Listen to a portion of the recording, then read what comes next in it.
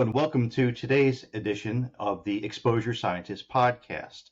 Today, we're going to be talking about restoration challenges and the importance of industrial hygienists, the importance of cooperative engagement to ensure safety during restoration projects. My guest today is Tom Barczak for Terracon. And Tom, I'm going to have you introduce yourself and tell us about your knowledge in this area. Yeah, great. Thank you so much for inviting me and having me on this podcast. I look forward to this conversation and just bringing some awareness to both the industrial hygienist role and the restoration events.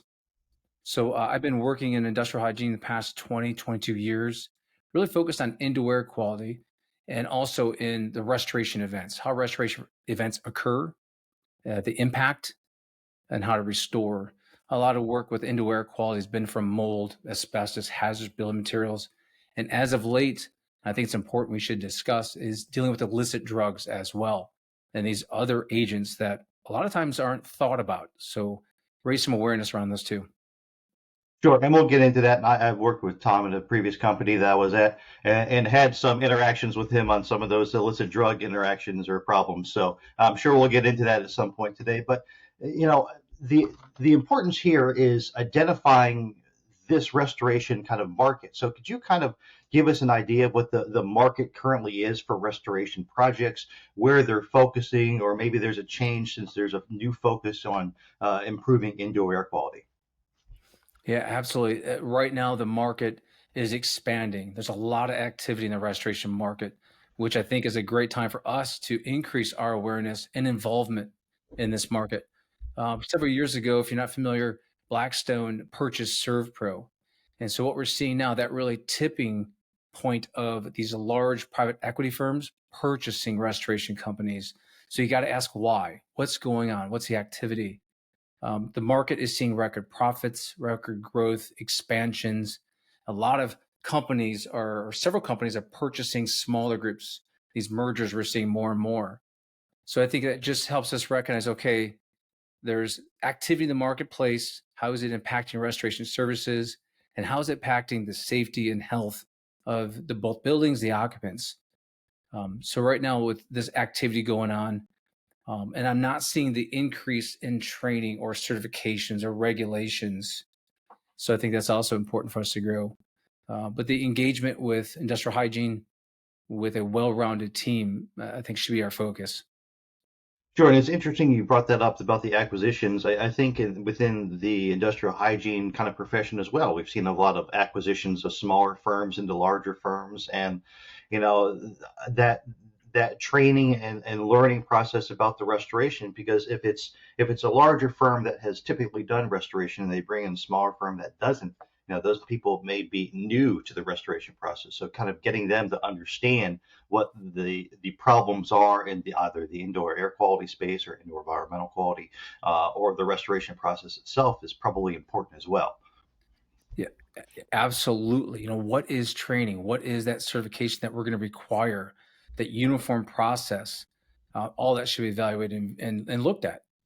Um, I What also wanted to kind? point out too, though, that we're seeing a lot of record increase in events, in larger events, more named storms, not just hurricanes. But we've had everything from a record snowfall events, freezes, pipe breaks, to the flooding events in the West Coast. So we're seeing an increase in natural disasters, restoration, large events. We're also seeing more complex buildings. So we need to again take a broader look at the entire environment. I'm only expecting more and more of these storms to happen, and these are devastating storms. So a broader approach is needed there too. Would you say, and I've seen statistics on this as far as restorations and what problems are occurring from that and the impacts from environmental events. Would you say, in your experience, have you seen that deferred maintenance in these facilities has also Mm. contributed to the restoration project problems? Yeah, that deferred maintenance absolutely is. When you open a wall cavity or you're restoring, certain areas within a building, those surprises that happen. Okay, this wasn't noticed, or it was noticed, it wasn't corrected. Now the event goes from a smaller localized area to a much broader spectrum. Now we're dealing with multiple rooms, multiple areas versus one isolated event. and the impacts are only greater. You got a small roof leak that now can turn into a massive damage to the entire building.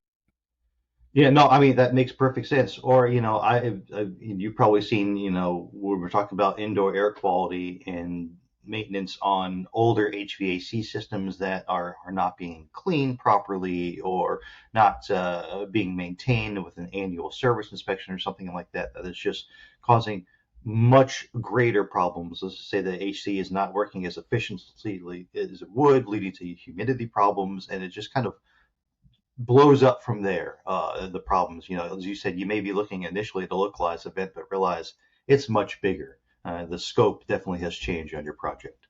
Yeah.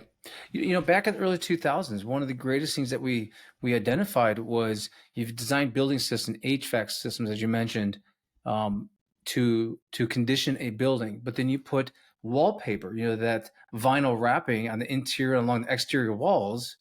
So now you've created a moisture barrier. Well, the system wasn't designed for that. You got to control that moisture barrier. And so every time you removed wallpaper, a lot of these buildings, we found microbial growth. And now that has to be addressed. And it's not localized. A lot of these are building wide. So it really expands the project immensely. Yeah, no, I mean that definitely is a problem. Is as I always like to say, from the get everyone involved from the design initial phases of the building, industrial hygienists, engineers, architects, or whatever, maybe even interior designers, because if they're going to change the dynamics of the building, as you said, not going to be operating as designed and intended. It's going to be changing the whatever kind of ratios may be in there for airflow or air exchanges, and it just creates problems. Yeah, it definitely exasperates them. So, as far as the restoration process, how have you seen industrial hygienists? I know you've been doing this for 22 years. How have you seen industrial hygiene, I'll just say, change from its traditional roles to embracing indoor air quality or indoor environmental quality from I'll just say, a community standpoint, your building standpoint, your building science kind of view? Yeah, a great question. And I think this is a key point where industrial hygienists need to get much more engaged and involved. So typically back in the day, let's say 20 years ago, industrial hygienists were always brought in as an afterthought, right? Typically we were brought in to do a clearance test. Mold testing was probably one of the first ones. Yes, asbestos, hazardous building testing, but those were always afterthoughts. We weren't part of the team to help restore the building. It was in response to a microbial growth per se. Industrial hygienists, that the coined phrase they call us. I hope that could change someday, because what is an industrial hygienist? What's their focus? That's not the best describer of what we can offer, what we can do. Mhm. And then when you get to these complex problems, sometimes you are brought in to help provide that component, that key component that's necessary. I love working on healthcare projects because a lot of healthcare communities they do what's called the huddle. And so they bring an expert from facilities, environmental services, and IH. All these team members come together and they form a well-rounded team. They've got this history. That's what I'm hoping that we can insert ourselves on that team when needed. It's not always the case, and a lot of times, insurance companies and they're the drivers a lot of times of what we do in the event. But we're a key component on that team. How has it changed? I think the awareness of us is out there. I think safety is not nearly what it should be, that safety component. How can we be safe at this? I also think source identification is a key point that we should be much more involved in so that you can build a restoration scope around the element or the agent itself. That source is critical, and we can be part of that solution. And then also not just creating the project scope, but the clearance requirements. What does clean mean? What does the end result? What are we looking for? How do we identify that the project has been done well and is complete? I think we need to be a much more component and piece of that too. It's interesting you brought that up, and you had very good points there, and I'll challenge you with some thoughts here. I mean, the reason, I mean, as you said, traditionally we were referred to as industrial hygienists. It's been that way for 70, 80 years or so, when industry was a big thing. But now it's manufacturing is minimized, and our, I'll just say, scope is kind of growing as far as what we are involved in. The reason this is titled the Exposure Scientist is that's kind of what we are. We evaluate exposures. We use our scientific knowledge to identify exposures, to minimize risks, to evaluate safety, and to target that one particular item or subject matter that we're looking for to reduce exposure or to mitigate it. One thing that you mentioned that was interesting was the thought that we should be integrated from a, I'll say, proactive stance. I have always tried to do this or approach my interactions with people from proactive. As you said, years ago, we were always viewed as a reactive. We come in on the other one end. It is always, and it seems like an uphill battle to be on the proactive side. I've tried a lot of times to be on the front end of it, but when it comes to having funding from a proactive stance, it seems to be very difficult. There's often, as you said, insurance companies or otherwise, there always seems to be funding on the reactive end of it, but helping people return or understand that there's a return on investment in having from us from a proactive approach seems to be better. I don't know. I'd like to hear your experience from that proactive side, if I could. Yeah, and I'm hoping that, the call to action as part of this podcast, we can get there. I think that's a massive call to action, a proactive plan. What are you going to do to respond to both the little incidents to, let's say, the catastrophic large events? You should have a plan, a team in place today in order to respond to that. And if you don't, that's an action item for you. If you're a building owner and or manager, especially if it's a large residential multifamily, or if it's a manufacturing, you really need that plan in place today. One thing that I get frustrated a little bit about is, people don't understand mitigation. They don't understand psychrometrics. Those are some basic things that we do in restoration. But yet you're making a decision of who you want to hire, not understanding the industry, not understanding what fans do, dehumidifiers. So you really need to think about that in a proactively. Tell me more about that. How are you going to help my building? What are you going to do to help me when I face these situations? How are you going to protect my workers, my guests who are in the building? Those are all great questions to ask today, not when it happens. Now, I think I'm going to share a story a little bit too, where this was a crisis situation that we were brought into, and it didn't have to be this way. And luckily, nobody was hurt, but definitely exposure risks. But Go ahead. Sorry. No, I was going to say it's a vital. You're making business decisions and decision about people's health, and you're not well informed. Bring us in on the front end so that you do have the information and you can ask those better questions.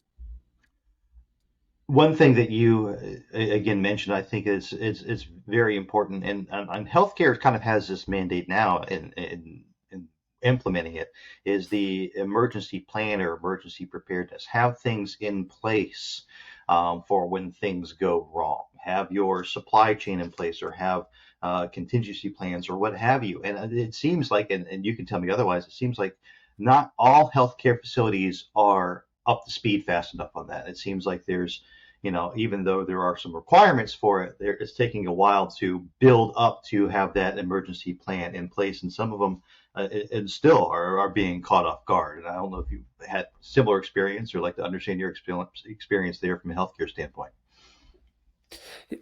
Yeah, a lot of times people, since they don't understand restoration, they don't know how to prepare and plan for it.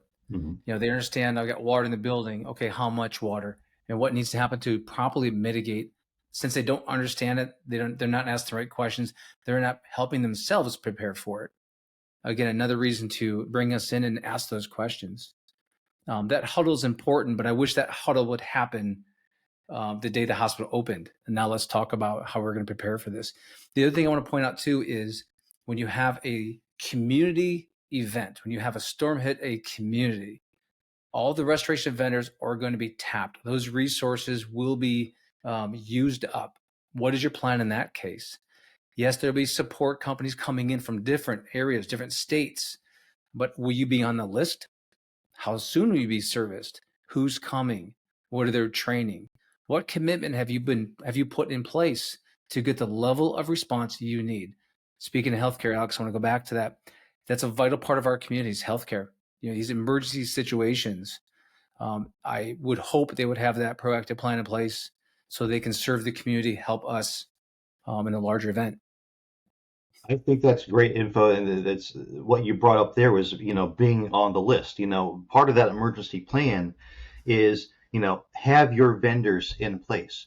I know that, for example, if there's issues, and there's local HVAC companies where I am, have a relationship with them built up so you are on that list. So when something happens, they call you. You don't have to worry about calling them. Yes. They say, hey, do you need anything? Because if you don't have those relationships built up, if you're talking about dehumidification machines or, portable HEPA filter machines or portable HEPA filters, they only have a finite amount of those. And if they have people that are lined up and they have a list and say, we're done.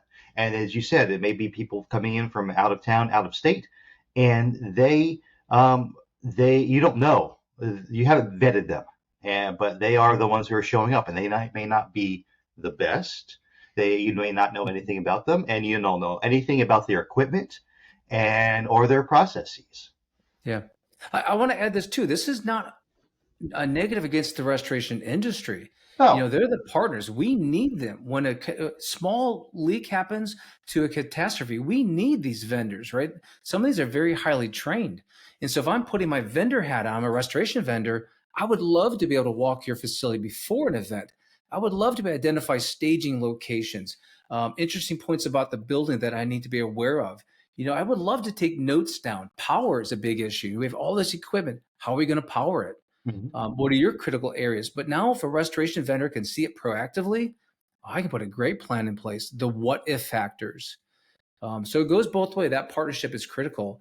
Ideally, I would love to have an industrial hygienist, restoration vendor, a facility, or somebody's aware of the building and understands the business, whatever that business is, all that group to walk the facility and put this plan together. One thing I'm going to ask you about, and it's important as far as the restoration vendor, is there has been, I'll say, attempts to have people understand the importance of industrial hygienists in this process. And some of what I've seen through, and you're familiar with IICRC, I think the importance is from industrial hygiene standpoint, I know I have tried to build a better relationship with IICRC. Some of the vendors, I think it's important for them, if they're listening, to understand that industrial hygienists are here to not only help them, but help the end client as well. We are not there to be adversarial to them. We all have a similar Yeah. goal. So I'd like to, if you could give us some of your thoughts there as well, because I know there have been some ebbs and flows in the relationship between industrial hygienists and IICRC. You said that very well. Ebbs and flows. You're absolutely right. I say back in history that any type of negative impression that we've had is when we talk about clearance report, it's pass fail. And so, right, immediately we're the ones brought in as industrial hygienists. Oh, you passed it. Oh, good, you did good. You failed. That's just the opposite. So we have to get away from, that pass fail ratio and say, how can I help you with this project? What's our goal? How do we partner on this? Not just a pass fail. But yeah, we need to be part of that. ISCRC is a great body of work. If you look at the guidelines, the S500, for example, how many times is it mentioned, lean on, ask for industrial hygienists to assist you on these projects? I don't see that language inserted as other resources are, and we should be inserted on that. ISCRC, in my opinion, are very focused on the restoration services, and they're very helpful. Some great guidelines in place. That's a great place to start a conversation. Mhm. Use those guidelines as part of your program, as part of your plan, and develop from there. This is not the one way of doing it. It helps with the problem solving, but I wish they would insert more of industrial hygienists in our role that we can support. Sure. No, I completely agree. And I think that's what our efforts have been towards is understanding that, we are there. They may view us as, as you said, pass fail. We're there to get a job done. And I like how you said that, and I've said it before, is the guidance is not the ending point. The guidance is the starting point, and you grow from that point. Everybody views that and says, oh, this is what the guidance says. The guidance is where you start from, and then expand from there. And Yeah. some people that are not, I'll say, experienced in this area don't really appreciate that. Yeah. I love how you said it's a starting point. How the guidelines are applied is where you bring the team in, and that team can say, okay, in order to accomplish this, here's how it's going to affect the building and the people. What are we going to do about that? I'll give an example. Talk about HVAC systems. When you throw, or if you have a loss, 100 gallons of water impact the building. Mechanical systems are not designed to handle that increase in humidity. So therefore, what are you going to do about that? What are the next steps? What dehumidification? Airflow, great. We want to move air. That's critical to mitigation. Where's that air going? What Mm-hmm. air is coming into the building? How is it being moved throughout the building? You got stack effect on high rises. All of these issues really need to be discussed with a well-rounded team. So guidelines say you should have dehumidification of fans and air movement. Great, those are good guidelines. How do we apply it to this specific building with or without occupants? That's how we need to really look at the scenario. Sure. Do you have some example? You mentioned an example earlier of a real life kind of scenario. Do you have an example that you can kind of give us your experience with the restoration process, and I'll say challenges that you may have run into while you're working on that project? Yeah, I would love to share a story. This happened in February of this year, 2024, and this is an exact example of a critical situation we were brought into. And I want to share this because it allows us a lot of opportunity for learning. It's again not to critique; it's just a learning opportunity. So we were called in day 3 of a fire that occurred in a manufacturing facility. We were called in because the owner, the operator, the managers were not receiving the services they thought were appropriate. They had a lot of questions that were being answered, a lot of uncertainties. They asked us to come if we can assist with really setting up the scope of work. Absolutely. Great. Thanks for calling. So, a little details about the project. It's a metal plating manufacturing facility, about 75 workers kind of on the floor, and they had an attached office area as well. The fire occurred in one of their finishing furnaces, plating furnishing furnaces. So we asked, okay, tell us what was in there. What was the components of the fire? What soot was released? What is the source basically? I don't know. Well, we never asked. Well, no one's ever asked. At this point, restoration work has already started. A very well-known national company had already started cleaning. Okay, well, what's the scope of work? Well, we don't really know. How has containment been set? No containment's been set. And as we walk around, a lot of questions come up. So I'll share just a few of these. They had air circulation, HEPA filtered air scrubbers throughout the facility, but there was no really rhyme or reason. No containments were set up. It gets worse. Alex, I was just stunned. They had cleaning crews on top of catwalks, cleaning areas above workers. So the operations never shut down. So you've got multiple issues and hazards right there. Yeah. A lot of the workers, again, since operation was going, they had N95 masks on, most of them on their chins. They actually had soot on their face, and they were wearing gloves.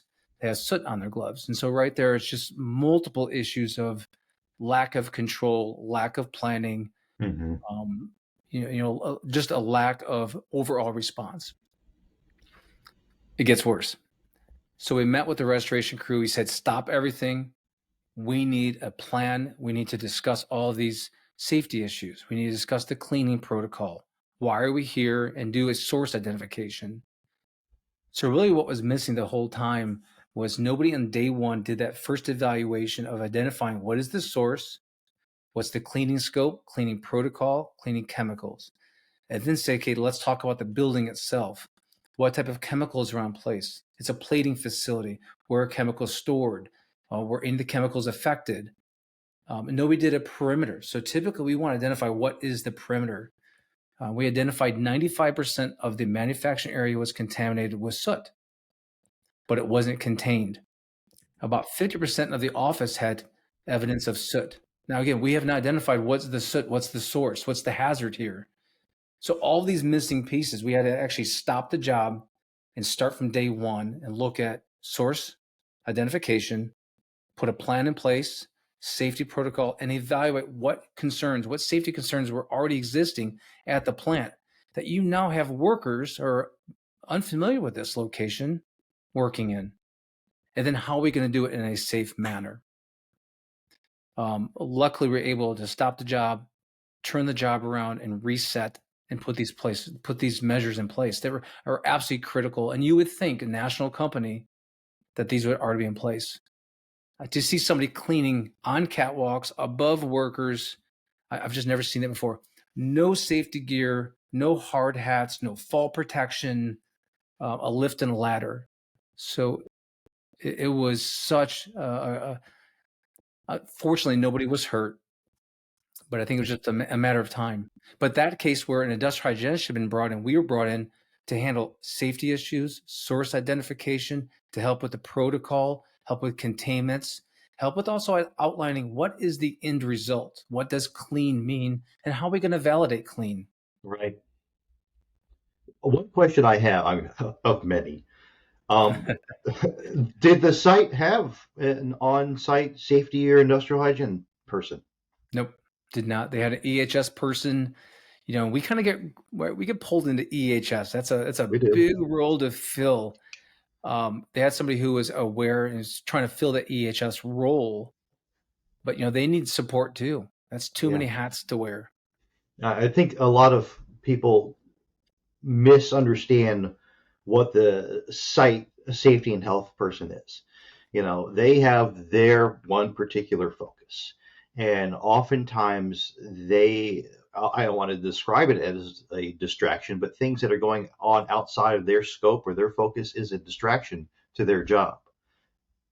Oftentimes, you're going to need someone who comes in and does this on a regular basis, who knows what they're doing, can easily do it, and doesn't distract them from their one particular role there. And as you said, if they try to put on too many hats, things get diluted, and it sounds like it snowballs into this situation that you ran into there. Yeah, I would also say a lot of people have never experienced a restoration event, so it's not a common experience, and therefore you need people who are engaged in this to help you with that. And I turn the tables on this. What if, and here's what this proactive planning should look like.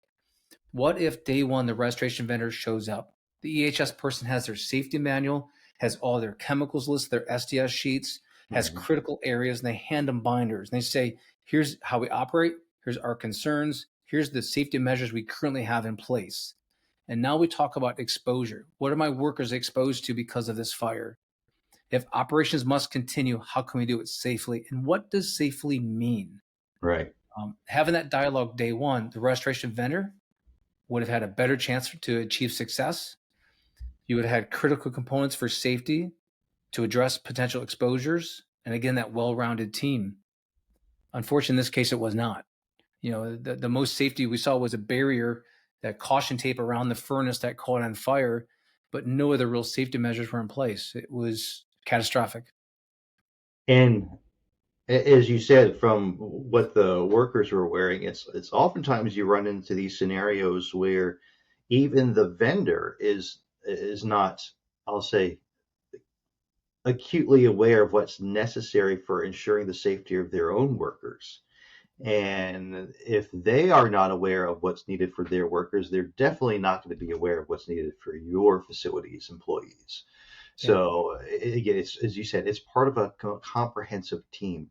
Know when to ask for help. There's no shame in asking for help. I think a lot of people feel like they can do it all, and you can't. You have to ask for help. Yeah. And then we all get tunnel vision sometimes too. So having a fresh perspective, to ask some critical questions is necessary. I think it only helps the project and protects people. Just to give N95s out as a safety blanket, was that appropriate? What is the potential exposure if you haven't identified the source yet? Is there dermal issues? None of those things were even asked. It was that safety will give out N95s, they'll be fine. All Won't right. keep working. That's not appropriate.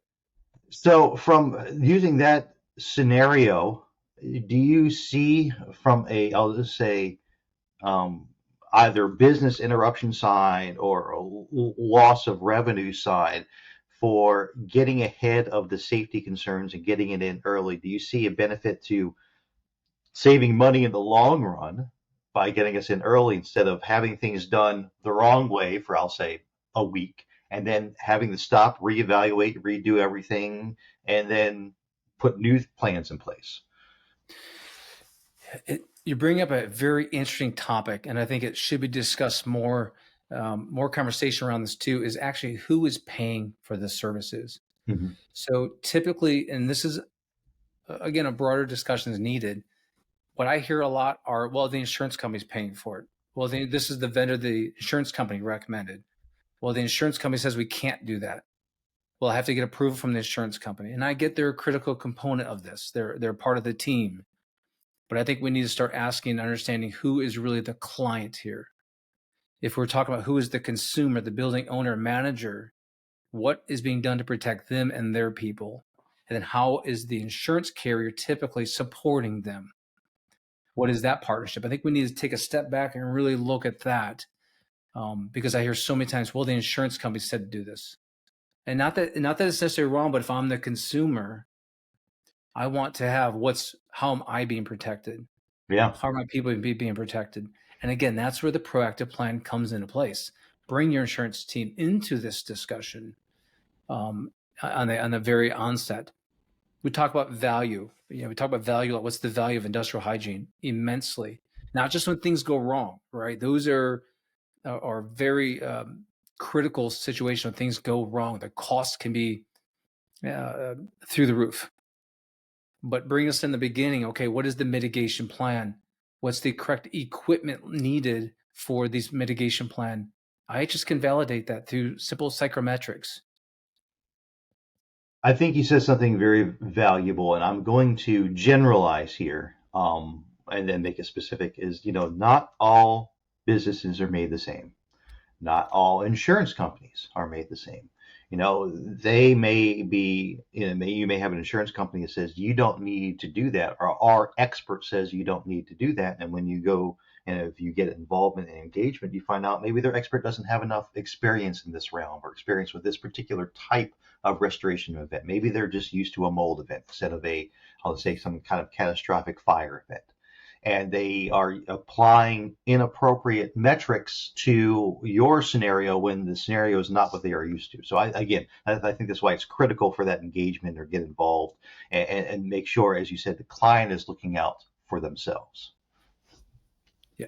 Yeah. If you're the owner, the building owner and manager, that falls on you. And you need a good team around you. Industrial hygienists need to be part of that team to only enhance the outcome. And I many times, we're done, like it never even happened. Everything's clean. What does that mean? There's not that justification or documentation what to certify or to justify or to claim this job is done. I agree. And beyond, I'll say beyond that, not only showing this job is done, what are your thoughts on what the safety concerns are for either the restoration employees or the company employees that are being exposed to something? Is a risk assessment necessary for what they were exposed to during either the release event, or the restoration event that is reentraining material potentially into the ambient air? How are you addressing, or how are you recommending that be addressed as far as a human health and safety standpoint? Yeah. Well, let's take that a little step further too. When a restoration event occurs and people are coming into your building, restoration vendors need to have that safety evaluation. I'll bring one example on. Right now, the increase with illicit drugs, with fentanyl, with methamphetamines, the use of these products, especially in multifamily settings, we must assume that there's risks that we'll be facing and ask ourselves, am I protectly or properly protected to enter this space? It's no longer going into this to get work done. No. What can I do? What do I need to do to protect myself? A lot of these drug rooms we walk into, fentanyl, the lethal dose is such a small, Right. and unfortunately, there have been some recent deaths in hotels where children hand to mouth, they touch, and there's been a few deaths, which is a tragic situation. That again, we need a broad perspective of what am I walking into? What's the restoration event? How do I protect myself and the occupants? When we walk into these restoration and we have fans blowing, air everywhere, we get equipment introduced, we're introducing cleaning chemicals. Wait a second, what's the plan? What's the evaluation you did, the risk assessment, as you mentioned, before you did any of that? You and I worked on that one hotel site where we had the explosion. Um, and it was that yellow substance throughout. What was that substance? We could Right. not begin work until we identified and did that risk assessment before we put anybody into that building. We needed to do the proper assessment. I think that's great. I think, and again, this goes back to the getting us in early on and planning, and it's even training too. Have the people Yes. who are on site trained to recognize when there is a problem. If they walk into a situation where if they're hotel staff or building staff and they see some kind of drug paraphernalia, immediately, something like stop, we need an evaluation here, or have a plan in place that are trained to look out for the stuff instead of just blindly sending people in to rooms and not knowing what they're going to interact with and just saying no big deal. I've been in hotel rooms where I've done it's not even related to this. It's for a mold assessment. And I walk in, we open the door, and we see drug paraphernalia. I say, close the door. We're done in here. Yep. But that's the important thing that people need to recognize. And I think there's a lot of lack of training there for the staff at these facilities. 100%. And that's one example, illicit drugs in hotels. There's a link there because unfortunately the use is increasing. And a lot of times people are using hotel rooms because they don't want to bring it into their homes, their space. Mm-hmm. They're traveling. We act differently in hotel rooms. It's not our space. We're just here for one night. But now you look at a manufacturing industrial setting. You look at some critical areas in a hospital, let's say, where they've got radiation, whatever it may be. Before we go through that door, we need to stop and ask what potential hazards am I going to be exposed to before I go through that door. We need to find that facility person. Say, tell me about your facility. Tell me about areas um, that I may be exposed to, or I need to interact in this space. What does that mean to me? What does it mean for the restoration efforts? I think those are critical key things that we need to ask better and more questions at the onset. You bring up a great point, and I like to do this. And I'll say again, there's been a wide range. I'd like to get your input on this. Is dealing with the facility folks. I view them as our eyes and ears on the site. They know what's going on with their facilities. They know what problems are at their facilities. But sometimes these facility individuals will view outside people as, for lack of better terminology, a threat Mhm. to their existence at the facility or something. What have your interactions been with facility people, and how have you helped them understand that we are there to help them out and be on their side, kind of thing? Yeah, yeah, we have been right. We do come in. We're the pass fail. We're the you're doing this wrong. We do sometimes come in with that, and then they're also this is my facility. They take pride and ownership in that they know best. And they've got the history of it too. So by taking all that in consideration, I think we as industrial hygienists need to do a better job of showing how we can help. I think we can catapult and really use the movement with EHS teams and say we can help support your EHS. So a lot of facility teams are linking EHS. They understand how that helps them. It's a key point to the team. We can come in as industrial hygienists and say we are an extension of your EHS team, here to help, here to offer guidance, here to protect you and your workers. I think if we come in with that type of introduction, I think it'd be much warmer. Um, we do talk a lot about risk, risk aversion. Why? How can we help with this? I love doing lunch and learns. I love doing these podcasts. And Alex, thanks for having me on this because I think spreading this information before an incident happens is critical. Nobody likes I refer to that project you and I were on. Nobody likes those projects. That was a very difficult and challenging. It was. Um, Nobody wants that. So let's prepare ahead of time, for those. And unfortunately, the storm events, they're only going to get worse. So some of these key properties, and not just the Gulf, not just hurricanes, but freeze events. Let's get prepared for those too.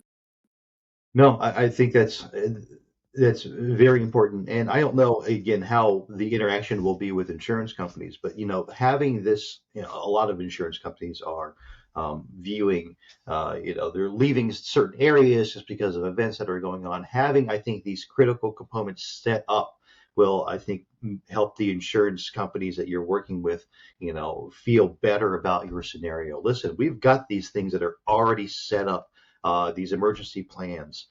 We are set to go when an event happens. And again, getting ahead of it, as you said, is the critical thing. And understanding that industrial hygienists are there with that expertise.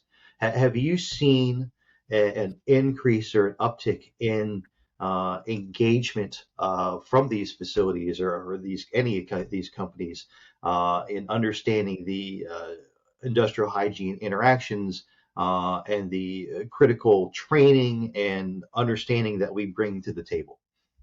Yeah, yeah. I'll share one example that I think is very effective for us. If When I work with building owners and managers, I say that a lot because that's a key group of people I like to work with. They understand the business, and a Mhm. lot of them are my clients. They use their buildings as their business. Hotels, for example, they use that building as part of their key part of their business.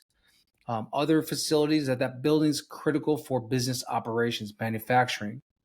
So I can approach them and saying, I can help you maintain your operations during an event, small to large, help you with your business outcome, be a business partner through my IH services, providing safety, reducing your risk, addressing your risk.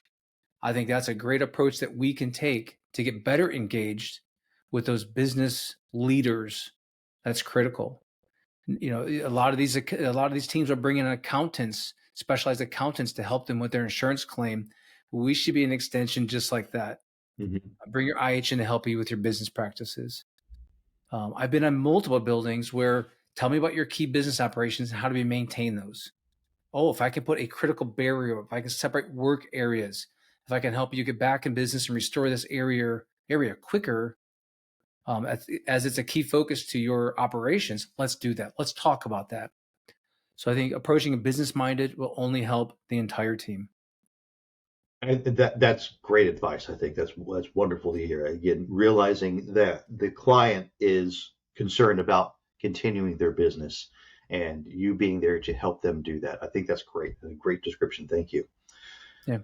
So, based on everything that we have talked about today, our critical role as industrial hygienists in the restoration process, and our past on work on this, you talked about storms, you talked about different weather events. Where do you see future trends and challenges in the restoration space with the landscape that we currently face? I think there's many. I think there's several. Right now, you're dealing with a market that's very agile, very active. These mergers, I think it's going to take a couple of years for these different acquisitions to become one unit. Just because you buy a company, now you've got to train, you've got to onboard, bring them up to your level of standards. So I think over the next few years, there's going to be some difficulties with that. Mhm. But I see mergers only increasing, acquisitions only increasing, which means more onboarding, more training is going to be needed. Pulling these different offices together to work as one team is going to be a challenge. That's just what we see in the marketplace, exactly what we see with typical business. So the next couple of years, it's going to be difficult to see these large companies operate as a single unit and show that uniform support, if you will. I also think too there's some activity with IICRC, with the other Restoration Institute Association, some good activities going on. I hope that they can be a louder voice in the market. Hope that they can bring IHs on board, really show that level of dedication to guidelines certifications. The other thing I'm hopeful for is that there's a little bit more regulations around restoration events. I think that may come from the insurance market because they're paying a lot of this. That's where, unfortunately, that's where a lot of the funds are coming from. But if there's more regulations around restoration, I think that could be helpful. While at the same time, I'm cautious in saying that we need to have a uniform agreement, if you will, in the restoration market. What does the end user deserve? What is the consumer looking for? What does the consumer need and why? I think we need to put the consumer out into this. I think the consumer needs to be much more focused and in the forefront of why and what we do. Mhm. No, I think that's great. And ending on that consumer thing is understanding that, if we as industrial hygienists need to be the consumer's advocate, we can be, because ultimately we are there to protect many different parties there. And be the voice for those people that say, if you want something done correctly the first time, so we don't have to go back and readdress everything else. Yeah, and a lot of our clients that we work with, they've never been through an incident like this. It doesn't Mhm. happen daily. They understand their business operations, they understand their safety measures as part of their regular operations. But now you've just changed the event. You just changed what normal is because of this restoration event. You need experts on your side to help you through that. No, I think that's great. I think that, as you said earlier, a call to action to understand that our role is expanding and our role can be this industrial hygienist role, can be from this restoration standpoint and helping and being an advocate for them. And as you said, working with them in a non typical event for them is critical because we do have that expertise. Yeah. And I want to say some more thing too. We're always being brought into unique projects. There's always something that has occurred, something that's triggered our response, right? Mhm. So in a restoration event, something's happened to that building, something random, whatever it may be, a small leak to a storm, but something has happened that has changed the indoor environment from what it normally is. You need an expert to help you with that process. You've experienced a change. Bring a team member that can help you understand what that means to your building and to your people. No, I think that's great advice. I think we've covered a lot of stuff. So, Tom, thank you very much for joining us today. Tom Barczak with Terracon. I think the information you have given us on today's edition of the Exposure Scientist podcast has been valuable. I hope everyone can take this information and grow from it. Likewise, thank you, Alex, for having me. Of course.